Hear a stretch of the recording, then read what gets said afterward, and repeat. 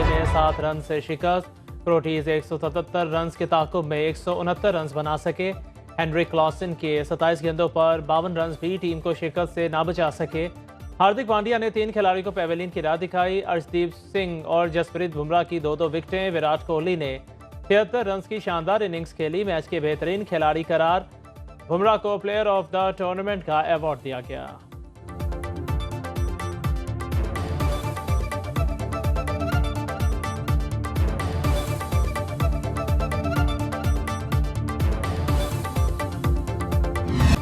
बड़े मुकाबले के बाद 2 बड़े खिलाड़ियों ने T20 क्रिकेट को खैरबाद कह दिया। विराट कोहली के बाद कप्तान रोहित शर्मा ने भी रिटायरमेंट का ऐलान कर दिया।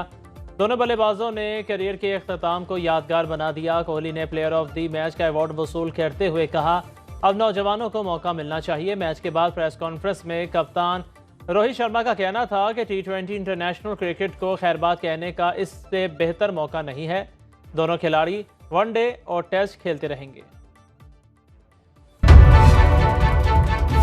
कौमी खजाने पर बोझ वजारतें और इदारे ख़त्म करने के लिए अहम पेशरफ्त। वज़ीर-ए-आज़म को पाकिस्तान पब्लिक वर्क्स डिपार्टमेंट की तहलील और मुतबादिल पर सिफारिशात पेश।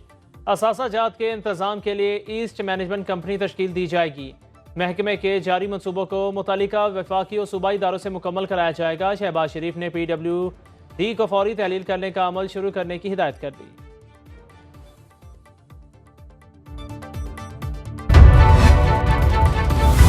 ऑपरेशन अज़्मे इस्तेहकाम फौज नहीं हुकूमत की ज़रूरत है। वज़ीर दिफा ख्वाजा आसिफ का बरतानवी नशरियाती इदारे को इंटरव्यू। कहा, पाकिस्तान अफगानिस्तान में तालिबान के ठिकानों पर कार्रवाई जारी रखेगा। सरहद पार से लोग आकर कार्रवाइयाँ कर रहे हैं तो हमने भी उन्हें केक पेस्ट्री तो नहीं खिलानी। वज़ीर दिफा के मुताबिक सरहद पार कार्रवाई से पहले अफगान हुकूमत को आगाह नहीं किया जाता। हम इन्हें ये नहीं बता सकते हम आ रहे हैं, आप तैयारी कर लें।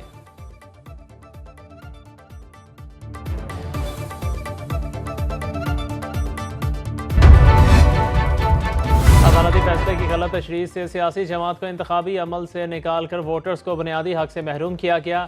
जस्टिस अदर मिनल्ला का मखसूस नशिस्तों के केस में इजाफी नोट लिखा। इलेक्शन कमीशन के वकील ने बुनियादी इंसानी हुकूक से मुतालिक अहम सवालात उठाए। इलेक्शन कमीशन ने तस्लीम किया, एक बड़ी जमात को सुप्रीम कोर्ट के फैसले की रोशनी में नाअहल किया गया। बादिल नज़र में सुप्रीम कोर्ट का फैसला किसी जमात को नाअहल करार देने के लिए नहीं था।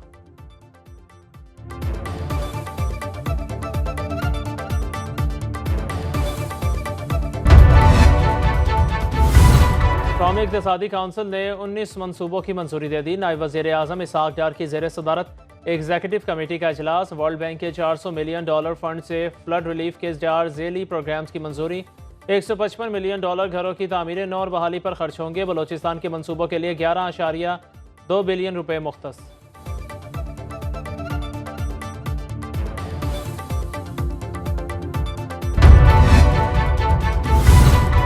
नया बजट मजीद 10% महंगाई बढ़ाएगा। दूध से लेकर ऑयल, घी तक, चावलों से मसाला जात तक 18% जनरल सेल्स टैक्स आए। जानवरों की खुराक भी टैक्स की जद में आ गई।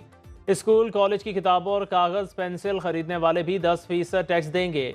फी लीटर पेट्रोल पर लेवी में ₹10 इजाफा। मोबाइल फ़ोन पर 18 से 25% GST आयद।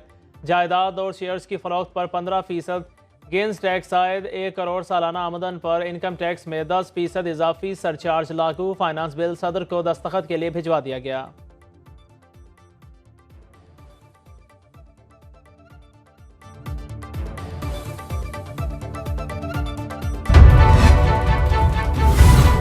और टैक्स लगाया जाए, IMF बजट से खुश ना हुआ। आलमी मालियाती इदारे की 1 जुलाई से बिजली और गैस मजीद महंगी करने की डिमांड। नए कर्ज प्रोग्राम के लिए तमाम पेशगी शराइत पर अमल दरामद यकीनी बनाने की नई शर्त। आलमी मालियाती इदारे ने वफ्द की पाकिस्तान आमद आगे बढ़ा दी।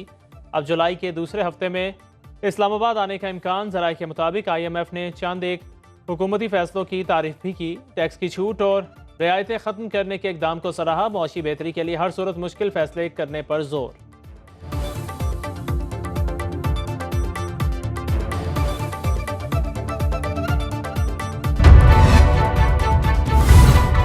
अपोजिशन लीडर उमर अयूब ने बजट को अवाम पर कातिलाना हमला करार दे दिया। लाहौर में मीडिया से गुफ्तगू में बोले, अब मुल्क भर में महंगाई का तूफान आएगा। मेरी पार्लियामेंट में बजट तकरीर की किसी मेंबर ने तरदीद नहीं की।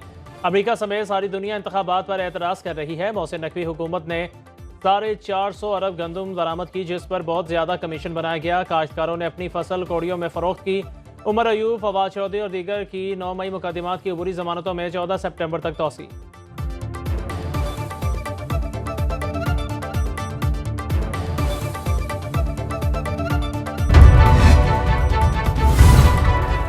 पीटीआई 2 साल तक अमेरिका मुखालिफ झूठा बयानिया पेश करती रही। अवाम की आंखों में धूल झोंकी गई। मुस्लिम लीग नून के रहनुमा बैरिस्टर अकील और शाइस्ता परवेज मलिक की मुश्तरका न्यूज़ कॉन्फ्रेंस। कहा, किसी से ताल्लुकात ख़राब नहीं करना चाहते, लेकिन खुद मुख्तारी में मुदाखलत बर्दाश्त नहीं करेंगे। हमें बैरूनी दुश्मन से ज़्यादा अंदरूनी दुश्मनों से ख़तरा है।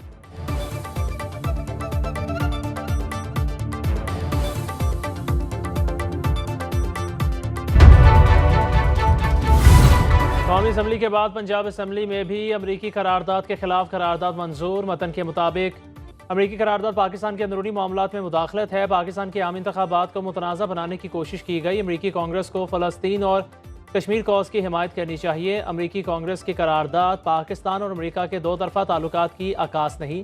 पाकिस्तान में ईरानी सफ़ीर रज़ा अमीरी मुकद्दम की पाकिस्तान के इंतखाबात पर अमरीकी करारदाद की मजम्मत।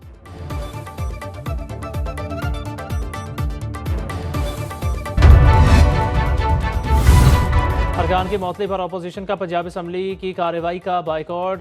हिज़्ब इख्तिलाफ के तमाम अरकान ऐवान से बाहर चले गए। स्पीकर ने अपोजिशन के कट मोशन पर एहतजाज से ऐवान को आगाह कर दिया। कहा, कल हुकूमती अरकान को बार बार ऐसा करने से मना किया, आज हिज़्ब इख्तिलाफ ने वही किया। स्पीकर पंजाब असम्बली मलिक अहमद खान का एथिक्स कमेटी तश्कील देने का ऐलान।